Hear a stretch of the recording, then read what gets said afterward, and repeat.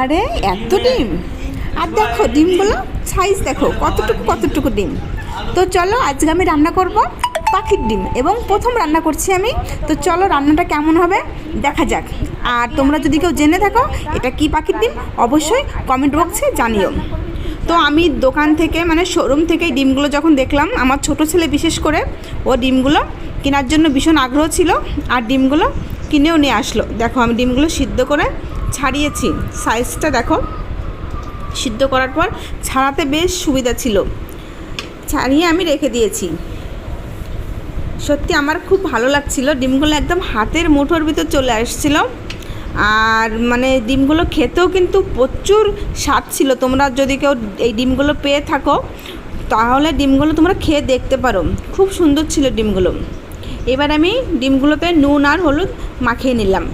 আমার কড়াইতে তখন ছিল আর আমি ডিমগুলো আমি একটু করে কেটে নিচ্ছিলাম এবং আমি কাটতে পারছিলাম মানে ভালো করে, যেহেতু আমার এক হাতে ক্যামেরাটা ছিল আর এক হাতে কাজ করছিলাম, তার জন্য একটু সমস্যা হচ্ছিল, বারবার করে স্লিপ খাচ্ছিল আর কিছু কিছু সময় চাকুর ভিতরে ঢুকেও যাচ্ছিল।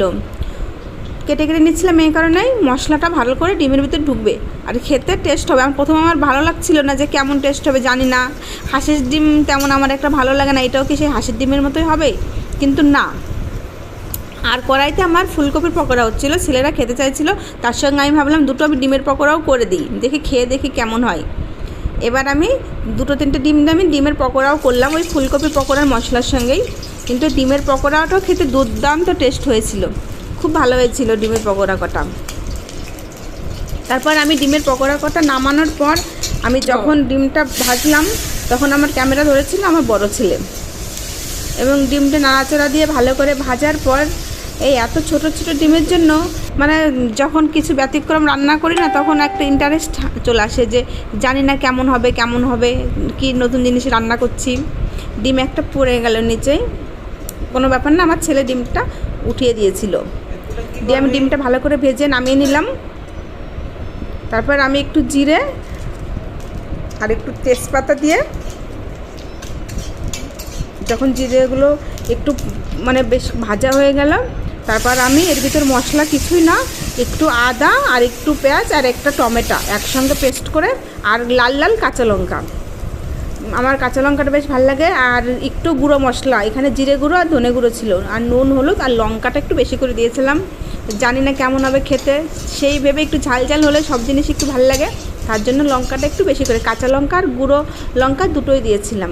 ভালো করে কষিয়ে আমি ডিমটা দিয়ে দিলাম এবং ডিমটার সঙ্গে বেশ খানিক সময় কষিয়ে যখন মশলাটা ভাজা হয়ে গেল তখন আমি জল দিয়ে দিলাম পরিমাপ মতো, জলটা একটু কম দিয়েছিলাম।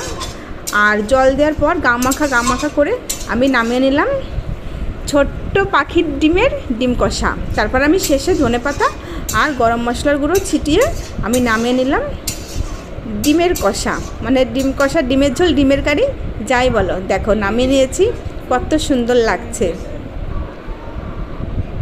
তারপর আমি আমার ছোট ছেলেকে বললাম যে বাবা খেয়ে দেখ, বড়টাও খেয়ে দেখলো, বড় ছেলে খেয়ে দেখলো, না ভালো হয়েছে বেশ, এই জন্য বড় ছেলে খাচ্ছে। আর আমার ছোটোকে আমি বললাম দেখ তো বাবা কেমন হয়েছে।